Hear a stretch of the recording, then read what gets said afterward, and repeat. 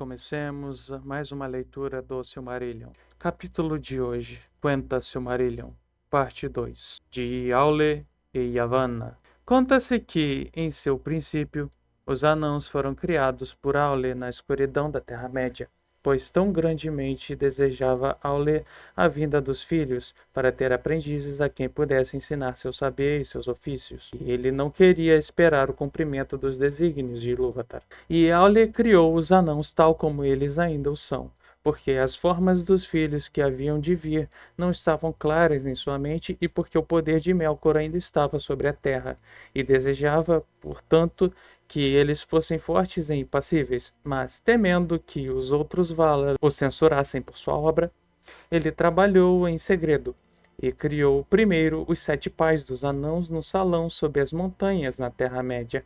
Ora, Ilúvatar sabia o que tinha sido feito e, na mesma hora em que a obra de Aulia estava completa, e ele se agradava dela e começava a instruir os anãos na fala que tinha preparado para eles, Ilúvatar lhe falou, e Aule ouviu a voz dele e ficou em silêncio. E a voz de Ilúvatar disse: Por que fizeste isso? Porque tentas uma coisa que sabes estar além de teu poder e tua autoridade. Pois tu tens de mim como dom teu próprio ser apenas e nada mais. E portanto, as criaturas de tua mão e mente podem viver apenas por aquele ser, movendo-se quando pensas em movê-las, e, se teu pensamento estiver em outro lugar, ficando paradas. É esse o teu desejo? Então Aule respondeu: Eu não desejava tal senhorio. Desejava apenas coisas diversas do que sou para amá-las e ensiná-las, para que elas também pudessem perceber a beleza de Ea, que tu levaste a existir. Pois me parecia que há grande espaço em Arda para muitas coisas que poderiam se regozijar nela, mas está, na maior parte, vazia ainda e muda, e em minha impaciência caí em insensatez. Contudo, a criação de coisas está no meu coração por causa da minha própria criação por ti. E o menino de pouco entendimento que transforma em brinquedo as ações de seu pai pode fazê-lo sem pensamento de zombaria, mas porque ele é o filho de seu pai. Mas o que hei de fazer agora para que não continues enraivecido comigo para sempre? Como uma criança a seu pai, ofereço a ti estas coisas, a obra das mãos que criaste. Faz com elas o que desejares, mas eu não deveria antes destruir a obra de minha presunção? Então Aule tomou um grande martelo para golpear os anãos e chorou. Mas, por causa da humildade de Aule, Ilúvatar teve compaixão dele e de seu desejo, e os anãos se encolheram diante do martelo e tiveram medo, e curvaram suas cabeças e imploraram misericórdia. E a voz de Ilúvatar disse a Aule: Tua oferta aceitei assim que foi feita. Não vês que estas coisas agora têm uma vida própria e falam com suas próprias vozes? Do contrário, não teriam se esquivado de teu golpe, nem de qualquer ordem de tua vontade. Então Aule jogou ao chão seu martelo e ficou contente e deu graças a Ilúvatar, dizendo: Que Eru abençoe minha obra e a corrija. Mas Ilúvatar falou de novo e disse: Tal como dei ser aos pensamentos dos Ainur no princípio do mundo, assim agora tomei teu desejo e dei a ele um lugar em Arda, mas de nenhum outro modo corrigirei a obra de tuas mãos. Tal como a fizeste, assim ela será. Mas não aceitarei isto, que estes aqui venham antes dos primogênitos de meu desígnio, nem que tua impaciência seja recompensada. Eles hão de dormir agora na escuridão sob a pedra, e não hão de aparecer até que os primogênitos tenham despertado sobre a terra. E até aquela hora tu e eles hão de esperar, ainda que pareça tardar. Mas quando o tempo chegar, eu despertá-los-ei, e eles hão de ser para ti como filhos. E a miúde o conflito há de surgir entre os teus e os meus, os filhos de minha adoção e os filhos de minha escolha. Então Aule tomou os 7 pais dos anãos e os colocou a descansar em lugares afastados, e retornou a Valinor e esperou conforme os longos anos se estendiam, já que deviam surgir nos dias do poder de Melkor. Aule criou os anãos para serem fortes e resistentes, Portanto, são duros como pedra, teimosos de amizade e inimizade estreitas e sofrem trabalhos e fome e ferida de corpo com mais firmeza do que todos os outros povos que falam, e vivem bem além do tempo dos homens, mas não para sempre. Em Atanho sustentava-se entre os elfos da Terra-média que, morrendo, os anãos retornavam à terra e à pedra das quais eram feitos. Contudo, não é essa a crença deles, pois dizem que Aule, o Criador, a quem chamam Mahal, tem cuidado deles e os recolhe amando-os em salões separados, e que ele declarou aos seus pais de outrora que Ilúvatar vai abençoá-los e dar a eles um lugar entre os filhos no fim. Então seu papel será servir a Aule e auxiliá-lo na recriação de Arda depois da última batalha. Dizem também que os 7 pais dos anãos voltam a viver de novo entre sua própria gente e a portar uma vez mais seus nomes antigos, dos quais Durin era o mais afamado em eras posteriores, o pai daquela gente mais amiga dos elfos cujas mansões ficavam em Khazad-dûm. Ora, quando Aule labutava na criação dos anãos, manteve sua obra oculta dos Valar, mas, por fim, ele se abriu com Yavanna e contou a ela tudo o que viera a acontecer. Então Yavanna lhe disse: Eru é misericordioso. Agora vejo que teu coração se regozija, como de fato pode fazê-lo, pois recebeste não só perdão como mercê. Contudo, por que ocultaste esse pensamento de mim até seu cumprimento? Teus filhos terão pouco amor pelas coisas que amam. Amarão primeiro as coisas feitas por suas próprias mãos, como o pai deles. Cavarão a terra, e as coisas que crescem e vivem sobre a terra não darão ouvido. Muita árvore há de sentir o gume do ferro deles sem piedade.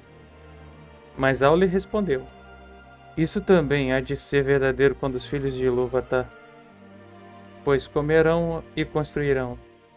E embora as coisas de teu reino tenham valor em si mesmas e teriam valor sem nenhum filho estivesse para vir, ainda assim Eru dar-lhes-á o domínio, e haverão de usar tudo que acharem em Arda, ainda que não, segundo o propósito de Eru, sem respeito ou sem gratidão.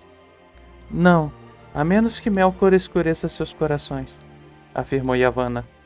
E ela não se apaziguou, mas se entristeceu em seu coração, temendo o que poderia ser feito sobre a Terra-média nos dias que viriam.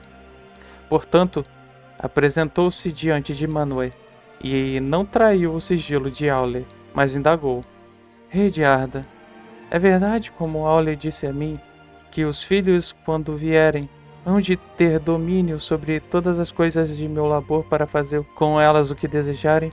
É verdade, declarou Manwë. Mas por que perguntas, já que não tinha necessidade da instrução de Aule? Então Yavanna ficou em silêncio e contemplou seus próprios pensamentos, e respondeu: Porque meu coração se anseia pensando nos dias que virão. Todas as minhas obras me são caras. Não é suficiente que Melkor tenha maculado tantas delas? Será que nada do que planejei há de ficar livre do domínio dos outros? Se coubesse a ti decidir, o que preservarias? Disse Manwë. De todo o teu reino, o que te é mais caro? Todos têm seu valor, seguiu Yavanna. Cada um contribui para o valor dos outros. Mas os Kelvar podem fugir ou se defender, enquanto os Olvar que crescem não podem. E entre esses as árvores me são caras. Demoradas a crescer, célere há de ser sua derrubada, e, a menos que paguem tributo com frutos em seus galhos, pouco há de ser pranteado seu fim. Assim vejo em meu pensamento. Quisera que as árvores pudessem falar por todas as coisas que têm raízes e punir aqueles que lhes fazem mal. Esse é um pensamento estranho, replicou Manwë. Contudo, já estava na canção, disse Yavanna, pois enquanto estavas nos céus e com humo construías as nuvens e derramavas as chuvas, eu ergui os galhos de grandes árvores para recebê-las, e algumas delas cantavam a Ilúvatar em meio ao vento e à chuva. Então Manwë se sentou em silêncio, e o pensamento de Yavanna, que ela pusera em seu coração, cresceu e se desenrolou, e foi contemplado por Ilúvatar. Então pareceu a Manwë que a canção surgia uma vez mais à sua volta, E ele atentava agora a muitas coisas nela que, embora tivesse ouvido, não percebera antes. E por fim a visão foi renovada. Mas não era agora algo remoto, pois ele próprio estava dentro dela, e entretanto, via que tudo estava sustentado pela mão de Ilúvatar, e essa mão adentrou a visão, e dela vieram muitas maravilhas que até então tinham estado ocultas dele nos corações dos Ainur. Então Manwë despertou, e desceu até Yavanna em Ezelohá, e se sentou a seu lado sob as duas árvores. E Manwë comentou: Ó Kementari, Eru falou, dizendo: Supõe então algum dos Valar que não ouvi toda a canção, mesmo o menor som da menor voz. Vede, quando os filhos despertarem, então o pensamento de Yavanna despertará também e convocará espíritos de longe. E eles irão até os Kelvar e os Olvar, e alguns habitarão ali e serão reverenciados, e sua fúria justa há de ser temida. Por um tempo, enquanto os primogênitos estiverem no poder e enquanto os segundos filhos forem jovens. Mas será que não te lembras, Kementari, de que o teu pensamento não cantou sempre sozinho? Será que o teu pensamento e o meu não se encontraram também de modo que criamos asas juntos como grandes aves que se elevam acima das nuvens? Aquilo também virá a ser pelo cuidado de Ilúvatar e, antes que os filhos despertem, também surgirão com asas como o vento, as águias dos senhores do oeste. Então Yavanna ficou contente e se levantou, erguendo seus braços aos céus e exclamou: Altas hão de subir as árvores de Kementari para que as águias do rei façam sua morada nelas. Mas Manwë se levantou também, e parecia que ele se alçara a tal altura que sua voz descia a Yavanna vinda dos caminhos dos ventos. Não, disse ele. Só as árvores de Aule serão altas o suficiente. Nas montanhas as águias hão de fazer sua morada e ouvir as vozes daqueles que chamam por nós. Mas nas florestas hão de caminhar os pastores das árvores. Então Manwë e Yavanna se despediram por hora. E Yavanna retornou a Aule, e ele estava em sua forja, derramando metal derretido no molde. Eru é generoso, disse ela. Agora que teus filhos tenham cuidado, pois há de caminhar um poder nas florestas, cuja ira eles atiçarão por sua conta em risco. Mesmo assim, terão necessidade de madeira, replicou Aule, e continuou com seu trabalho de ferreiro. Da parte 3. Da vinda dos elfos e do cativeiro de Melkor. Por longas eras, os Valar habitaram em bem-aventurança à luz das árvores além das montanhas de Aman. Mas toda a Terra-média jazia no crepúsculo sob as estrelas. Enquanto as lamparinas tinham brilhado, começara lá um crescimento que então tinha se detido, porque tudo estava de novo escuro. Mas as coisas vivas mais antigas já tinham surgido. Nos mares as grandes algas e na terra a sombra de grandes árvores. E nos vales dos montes, trajados de noite, havia criaturas escuras, antigas e fortes. A essas terras e florestas os Valar pouco vinham, salvo apenas Yavanna e Orome. E Yavanna ia caminhar lá nas sombras, triste porque o crescimento e a promessa da primavera de Arda tinha parado. E ela lançou um sono sobre muitas coisas que tinham surgido na primavera para que não envelhecessem, mas esperassem por um tempo de despertar que ainda poderia chegar. Mas, no norte, Melkor se fortaleceu e não dormia, mas vigiava e labutava, e as coisas malignas que ele tinha pervertido caminhavam pelo mundo. E os bosques escuros e adormecidos eram assombrados por monstros e formas de horror. E em Utumno reuniu demônios à sua volta, aqueles espíritos que primeiro aderiram a ele nos dias de seu esplendor e se tornaram mais semelhantes a Melkor em sua corrupção. Seus corações eram de fogo, mas estavam envoltos em um manto de escuridão. E o terror seguia diante deles. Tinham açoites de chamas. Balrogs foi o seu nome, na Terra-média nos dias que vieram depois. E, naquele tempo escuro, Melkor fez procriar muitos outros monstros de formas e raças várias que por muito atormentaram o mundo. Seu reino se espalhava então cada vez mais para o sul pela Terra-média.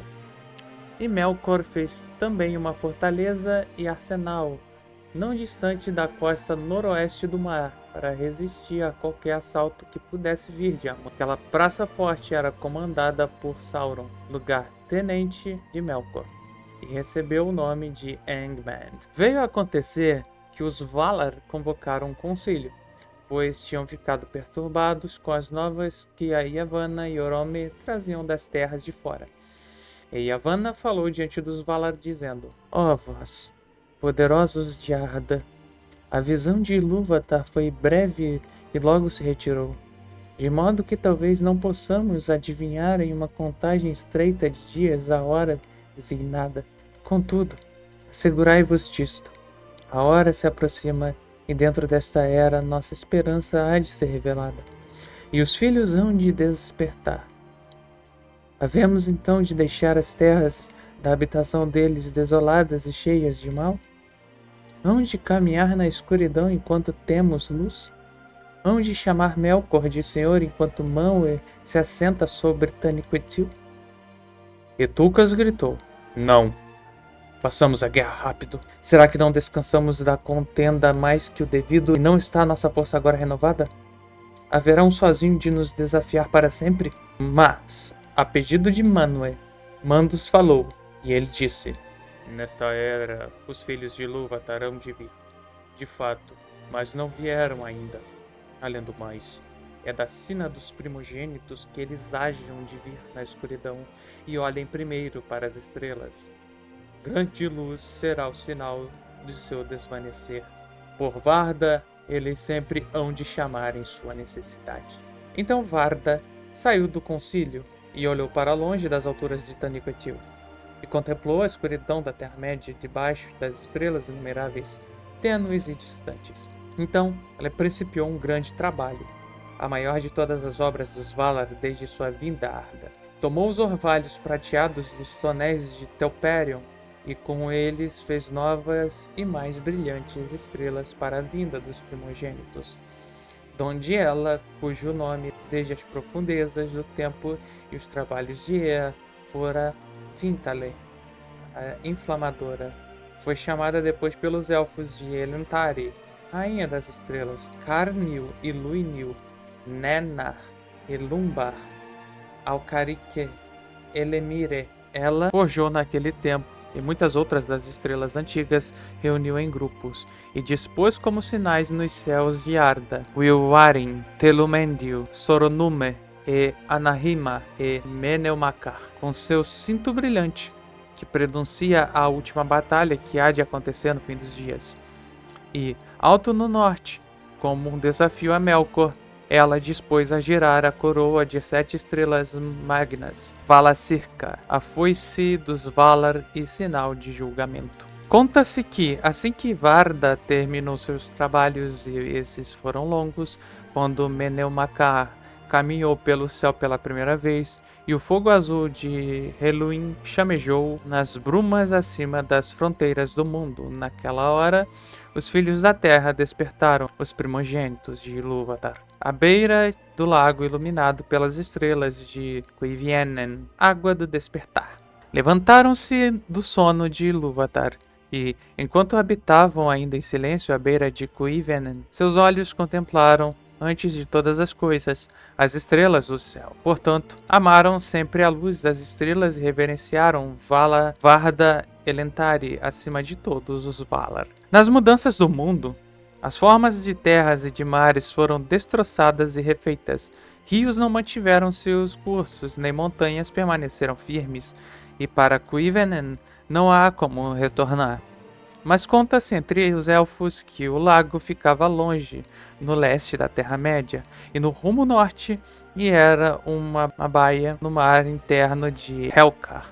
E esse mar ficava onde outrora as raízes da montanha de Iluin estiveram, antes que Melkor a derrubasse. Muitas águas corriam para lá de elevações no leste, E o primeiro som ouvido pelos elfos foi o som de água corrente e o som da água caindo sobre a pedra. Longamente habitaram em seu primeiro lar à beira d'água, sob as estrelas, e caminharam pela terra em assombro, e começaram a criar uma fala e a dar nomes a todas as coisas que percebiam.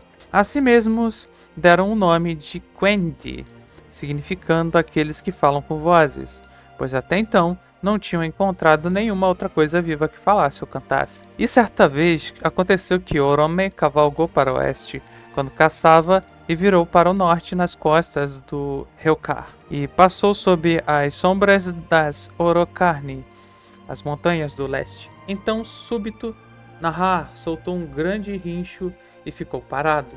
E Orome se admirou e se sentou em silêncio. Ele parecia que, na quietude da terra sob as estrelas, podia ouvir ao longe muitas vozes cantando. Assim foi que os Valar acharam, enfim, como se fora por acaso, aqueles a quem tinham tanto esperado.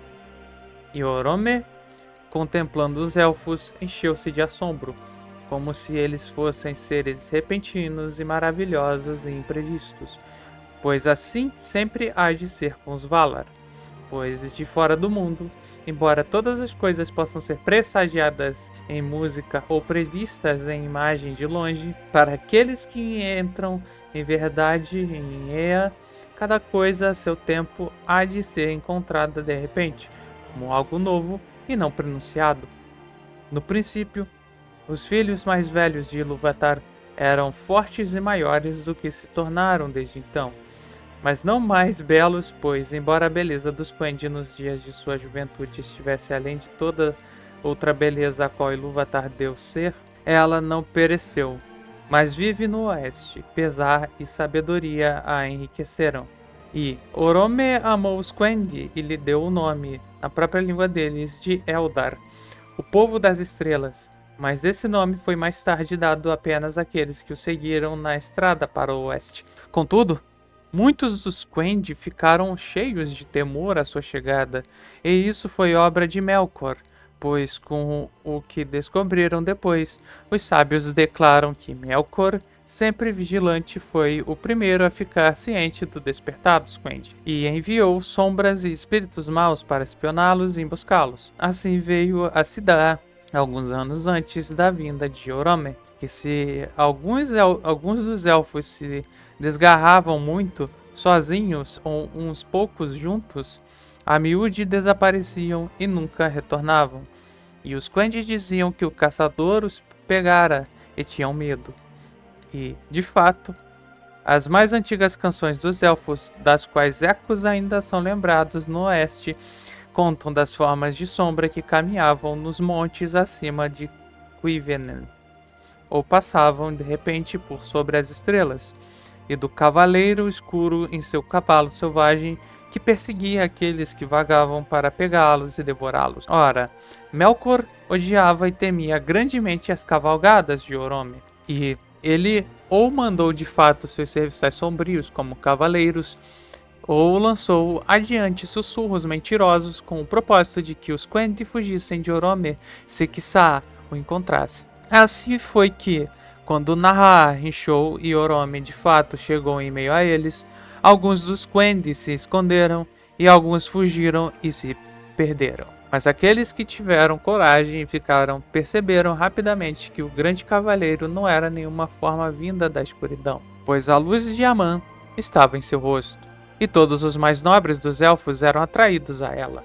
Entretanto, pouco se sabe daqueles infelizes que caíram na armadilha de Melkor, pois quem, entre os seres vivos, desceu dos abismos de Utumno ou percorreu as trevas dos pensamentos de Melkor, é, porém, considerado verdadeiro pelos sábios de Eressëa que todos aqueles Quendi que caíram nas mãos de Melkor antes da destruição de Utumno foram lá aprisionados e, por lentas de crueldade, corrompidos e escravizados, e assim Melkor gerou a horrenda raça dos orcs, por inveja dos elfos e imitação a eles, de quem eles mais tarde se tornaram os piores inimigos.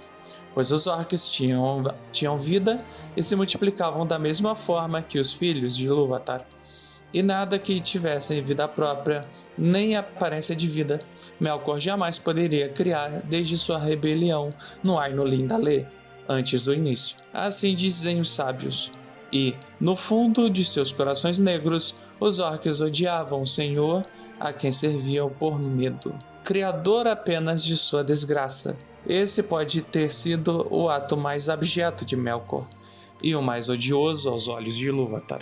Orome demorou-se um pouco entre os Quendi e então voltou veloz por terra e mar a Valinor, trazendo as notícias a Valmar, e falou das sombras que perturbavam Cuivennen. Alegraram-se entre os Valar e, no entanto, sentiam alguma dúvida em meio ao júbilo e debateram muito qual seria a melhor decisão para tomar para proteger os Quendi da sombra de Melkor. Orome, porém, voltou de imediato à Terra-média para morar com os Elfos. Manwë refletiu muito em seu trono na Taniquetil e procurou o conselho de Ilúvatar. Descendo então a Valmar, convocou os Valar ao círculo da lei, e até mesmo Ulmo do Mar de Fora compareceu. Disse então Manwë aos Valar: este é o conselho de Ilúvatar em meu coração, que devemos reconquistar o domínio de Arda a qualquer custo e libertar os Quendi da ameaça de Melkor. Com isso, alegrou-se Tulkas, mas Aule se entristeceu, prevendo os danos ao mundo que deveriam resultar desse combate. No entanto, os Valar se prepararam e partiram de Aman, prontos para a guerra, resolvidos a atacar as fortalezas de Melkor e encerrar o assunto. Jamais Melkor se esqueceu de que essa guerra tivera início pelo bem dos Elfos e de que eles haviam sido a causa de sua derrocada. Contudo, os Elfos não tiveram nenhuma participação nesses atos e têm pouquíssimo conhecimento sobre o ataque da força do Oeste contra o Norte. No início de seus dias, Melkor enfrentou a investida dos Valar no noroeste da Terra-média e toda a região sofreu grande destruição. Mas a primeira vitória dos exércitos do Oeste foi rápida, e os servos de Melkor fugiram, perseguidos até Utumno. Então, os Valar cruzaram a Terra-média e montaram guarda para vigiar Cuivennen, e daí em diante, os Quendi nada souberam da grande batalha dos poderes, senão que a terra tremia e gemia sob seus pés, e as águas mudavam de lugar, e ao norte havia clarões como os de enormes fogueiras. Longo e angustiante foi o cerco a Utumno, e muitas batalhas foram travadas diante de seus portões, das quais nada chegou aos ouvidos dos Elfos, a não ser rumores. Nessa época, a forma da Terra-média foi alterada, e o grande mar que a separava de Aman se alargou e se aprofundou.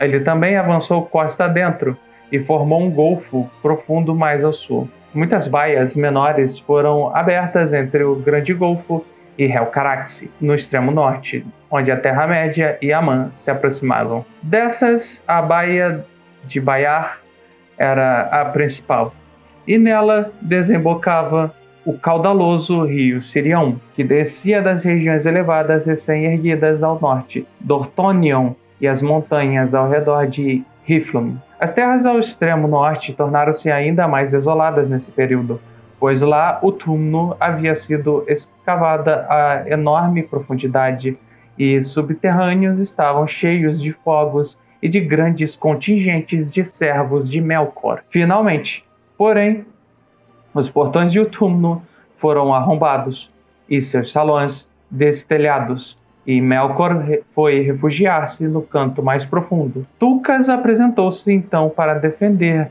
os Valar, lutou com ele e o imobilizou com o rosto no chão. E Melkor foi acorrentado com Angainor, a corrente que Aule havia feito, e levado prisioneiro, e o mundo teve paz por uma longa era. Não obstante, os Valar não descobriram todas as poderosas masmorras e cavernas, ocultas com astúcia muito abaixo das fortalezas de Angband e Utumno. Muitos seres malignos ainda ali permaneceram, e outros se dispersaram e fugiram para as trevas e perambularam pelos lugares desolados do mundo, à espera da hora mais nefasta. E Sauron não foi encontrado. Porém, quando a batalha terminou, e das ruínas do norte nuvens enormes se ergueram e esconderam as estrelas.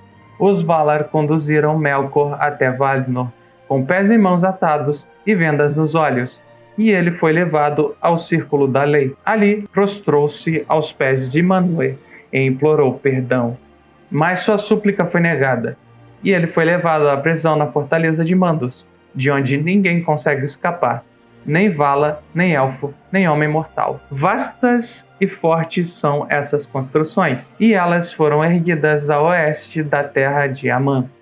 Lá Melkor foi condenado a permanecer ao longo de 3 eras, antes que sua causa voltasse a ser julgada e ele pudesse mais uma vez implorar perdão. Reuniram-se então novamente os Valar em conselho, e se dividiram no debate, pois alguns, e desses Ulmo era o principal, sustentavam que os Quendi deveriam ter a liberdade de perambular à vontade pela Terra-média e, com sua habilidade, ordenar todas as terras e curar seus estragos. Já a maioria temia pelos Quendi no mundo perigoso, em meio às ciladas da penumbra iluminada pelas estrelas. E, além disso, estavam tomados de amor pela beleza dos elfos e desejavam sua companhia. Ao final, portanto, os Valar convocaram os Quendi a vir a Valinor, para ali se reunirem aos pés dos poderes à luz das árvores, para sempre, e Mandos rompeu seu silêncio dizendo: "E assim está determinado. Dessa convocação decorrerão muitas desgraças." Mas os elfos de início não estavam dispostos a dar ouvidos à convocação, pois até então somente haviam visto os Valar encolerizados em guerra, à exceção apenas de Orome, e estavam dominados pelo pavor. Orome foi, portanto, enviado novamente até eles e escolheu entre eles embaixadores que dispusessem a vir a Valinor falar em nome de seu povo, e esses foram Ingwe, Finwë e Eowê, que mais tarde se tornaram reis. E, quando lá chegaram, eles se espantaram com a glória e a imponência dos Valar, e sentiram um enorme desejo pela luz e pelo esplendor das árvores.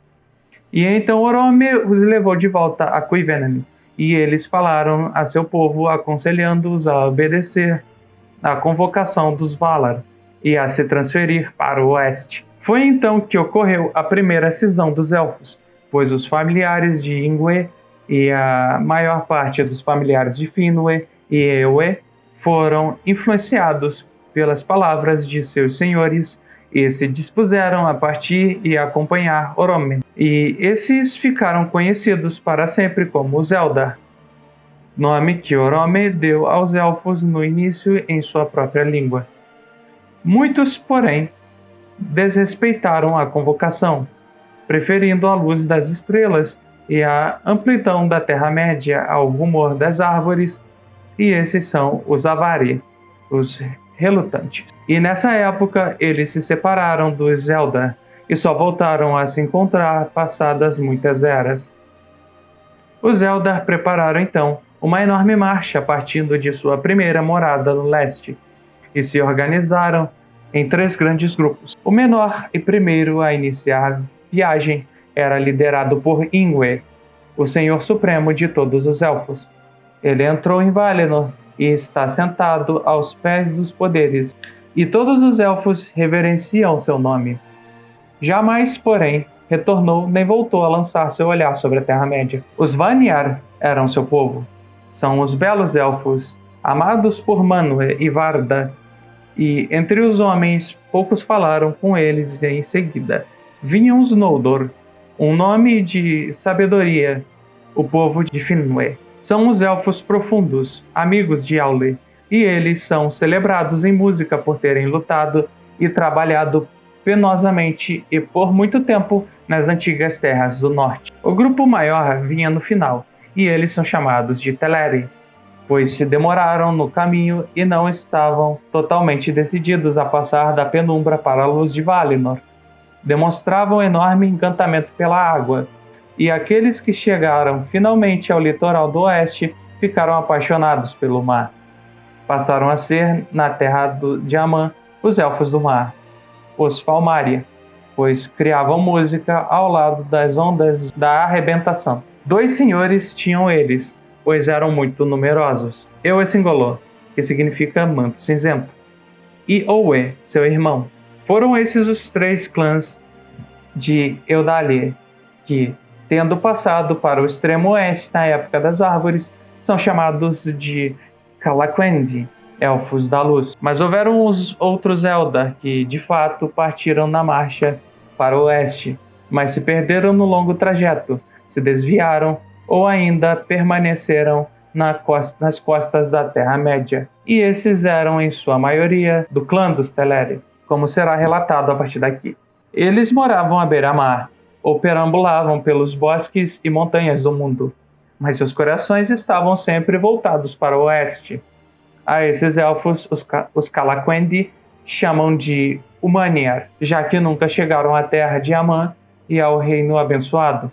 Mas também os Umaniar e os Avari, eles chamam de Moriquendi, elfos das trevas, pois jamais contemplaram a luz que existia antes do sol e da lua. Disse que, quando as hostes de Eudalie partiram de Cuivenen, Orome cavalgou à frente montado em Nahar, seu cavalo branco de ferraduras de ouro, e, passando na direção norte pelas margens do mar de Helka, elas se voltaram para o oeste. Diante delas, nuvens imensas pairavam ainda negras no norte, acima das ruínas da guerra, e as estrelas naquela região estavam ocultas. Nessa hora, não poucos sentiram medo e se arrependeram, e deram meia volta e foram esquecidos. Longa e vagarosa foi a marcha dos Eldar para o oeste, pois as léguas da Terra-média eram incontáveis, fatigantes e inexploradas. Nem desejavam os elfos apressar-se, pois estavam maravilhados com tudo o que viam, e sentiam vontade de morar próximo a muitas terras e rios. E, embora todos ainda estivessem dispostos a caminhar, muitos antes temiam o fim da viagem do que ansiavam por ele. Assim, sempre que Orome se afastava, tendo às vezes outras questões às quais dar atenção, eles paravam e não avançavam até que ele retornasse para guiá-los. E aconteceu, depois de muitos anos viajando dessa forma, que os Eldar seguiram por uma floresta e chegaram a um rio enorme, mais largo do que qualquer outro que já tivessem visto. E do outro lado do rio haviam montanhas cujos picos pontiagudos pareciam perfurar o reino das estrelas. Disse que esse rio era exatamente aquele que mais tarde foi chamado de Anduin, o Grande, e sempre foi a fronteira da região ocidental da Terra-média. Já as montanhas eram as Rifaeglir, as torres de névoa nas fronteiras de Eriador. Eram, entretanto, mais altas e mais terríveis naquela época, e haviam sido erguidas por Melkor para impedir a cavalgada de Orome. Ora, os Teleri por muito tempo habitaram a margem oriental daquele rio, com o desejo de ali permanecer, mas os Vanyar e os Noldor o atravessaram. E Orome os conduziu pelas passagens nas montanhas, e quando Orome já estava mais adiante, os Teleri contemplaram os montes sombrios e sentiram medo. Ergueu-se então alguém do clã de Owe, que sempre ficava mais para trás no caminho. Lenwe era seu nome.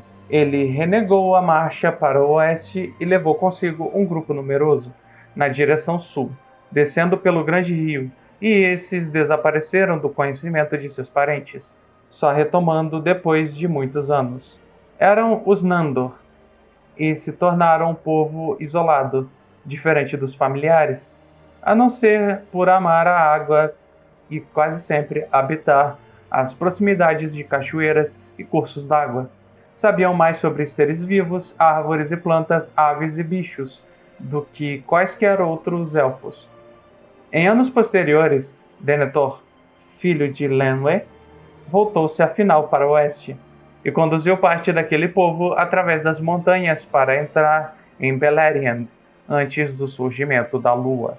Afinal, os Vanyar e os Noldor transpuseram as Eredluin, as Montanhas Azuis, entre Eriador e a região do extremo oeste da Terra-média, que os elfos mais tarde chamariam de Beleriand, e as companhias de vanguarda atravessaram o vale do Sirion e desceram pelas costas do Grande Mar, entre Drangist e a Baía de Balar. Quando o viram, porém, um medo imenso abateu-se sobre eles, e muitos se afastaram, embrenhando-se nas matas e montes de Beleriand. Orome, então, partiu de volta a Valinor em busca dos conselhos de Manwë e os deixou. E as hostes de Teleri atravessaram as montanhas nevoentas e cruzaram as amplas terras de Eriador, sempre com o incentivo de pois ele ansiava por voltar a Valinor e a luz que havia visto, e não desejava ser afastado dos Noldor, pois tinha grande amizade por Finwë,